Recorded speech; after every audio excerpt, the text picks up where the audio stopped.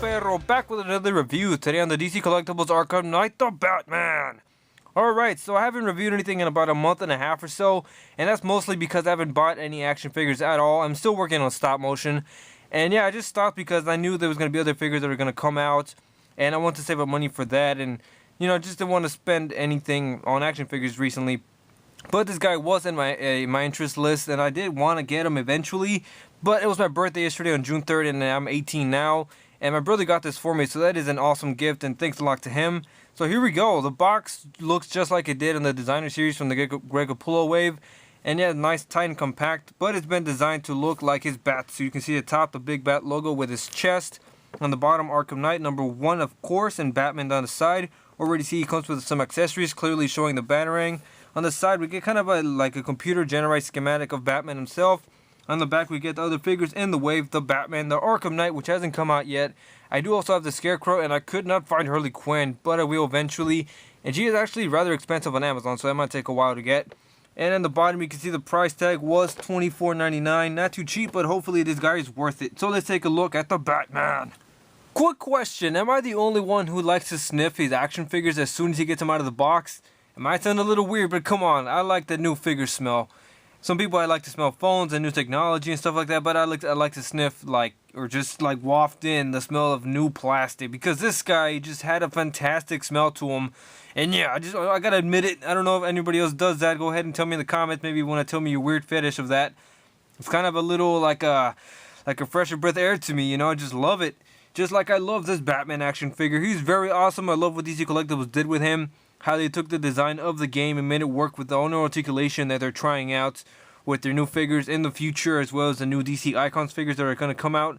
Because I'm especially looking forward to that Batman, even though I have this one right here. But it's more of the traditional comic looking one. But this one just takes like the design of Batman to a whole new level, to where it looks efficient and it looks like it would protect him, and it just looks absolutely beast, I guess is how I would describe it. It looks big, it looks flexible, it looks really good. So paint wise, he isn't exactly the best figure to like stumble upon and just there's like one on the peg, because this guy he was actually the first one in front of the peg, and he looked just fine to me because the ears were straight and everything. But then I looked through other ones just in case they were any better, and all of them on the left side of the ear was like really bent and looked like it was about to break. The paint was terrible on the face.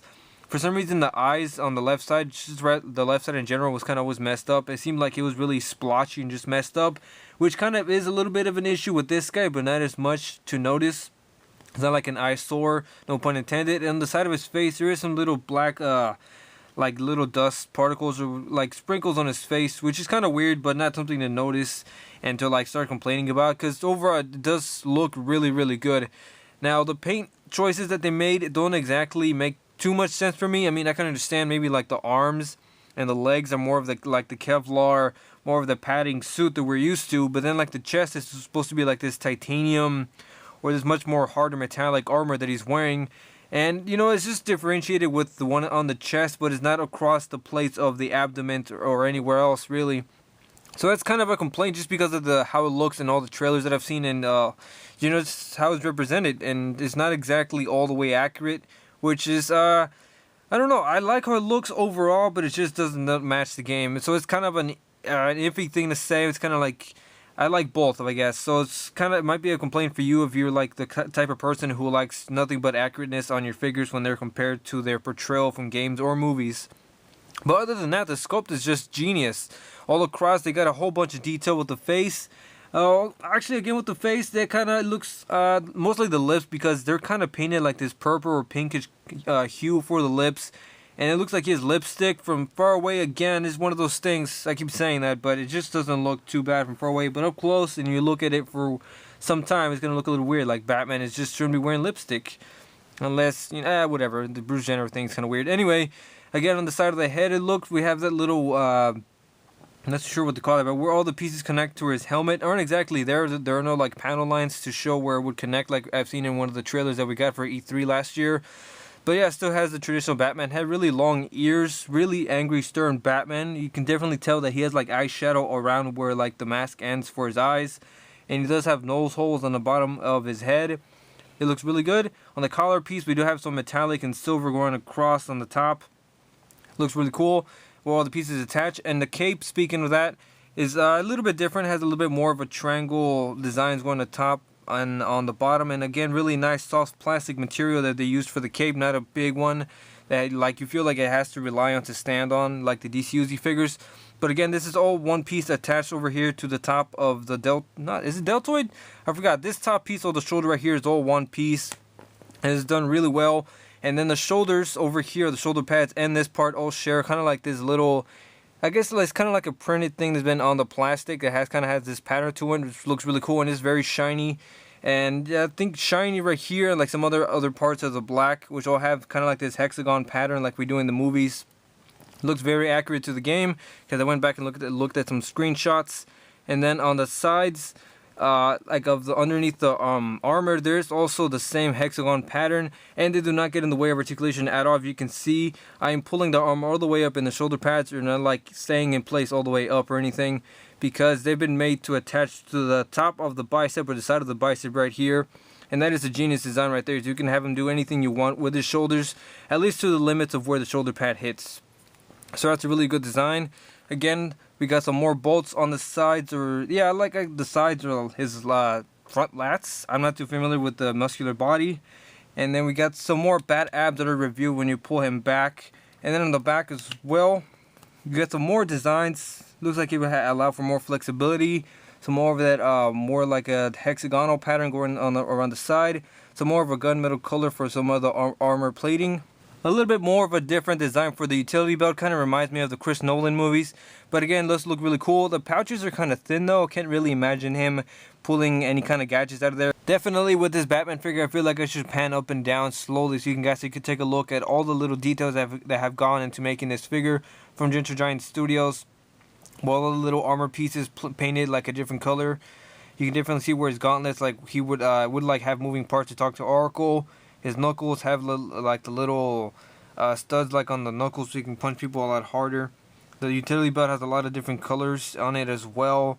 The legs again look great. The entire gray has more of like a dry shading effect going throughout it. And on the bottom we got these really cool looking boots that have some battle damage on them with just scratches of silver in between them. And some really cool looking boots for Batman.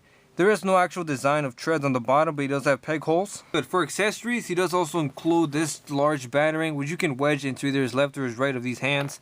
He does also come with an extra hand, which you can use to attach to his line launcher. It doesn't actually have any moving parts in it, but this will look really cool. Mostly black with this more of a gunmetal between this little thing right here and where it would shoot out. For articulation, his head is able to go semi up, but not too much. Down a little bit. His shoulders, I already showed you before, can go all the way out as much as you possibly can with the shoulder pads. He does have a bicep swivel. He does have double jointed elbows, which is kind of a first I've ever seen on a DC Collectibles figure. He does have a wrist swivel, and he does have a hinge as well on both hands with the interchangeable one. His ab crunch is able to go that far down and that far back. Yeah, about there. His waist a little bit stiff, but you can still turn it just enough. His legs are able to go splits that much. They can kick forward just a bit, and this is more of a gummier plastic for the belt. He does have a thigh swivel. He does have double jointed knees, and he has no boot swivel, but he does have ankles that moves. Actually, no, they just kick up and down. I think the plastic might be a little stiff around the ankle ball joint section, but it does go up and down. As I said, he does have the ankle pivot as well. From my point of view, Batman stands at about 7¼ inches tall, and to the top of his ears at about 7½ inches tall. Here he is compared to last year's Batman Arkham Origins figure. The designers here is Greg Capullo Batman. And just out of curiosity, here he is the Arkham City Mattel Robin.